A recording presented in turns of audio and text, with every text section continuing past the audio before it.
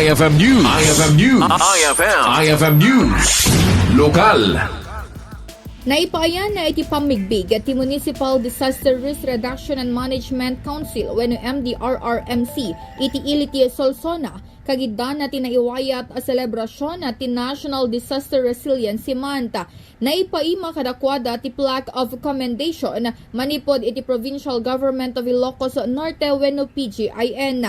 Daytoy ket pamaneknek iti agtultuloy na pintas a serbisyo iti Municipal Disaster Risk Reduction and Management Council babaan iti napaspasa na alerto kan napapigsa pa nga disaster management.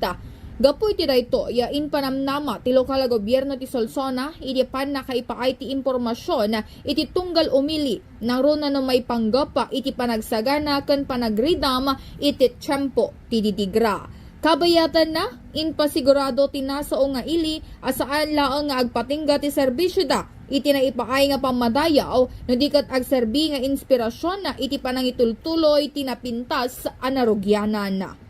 Para iti IFM News, Idol Bernadette Toledo, Tatak, IFM. IFM News. IFM News. IFM News. Lokal.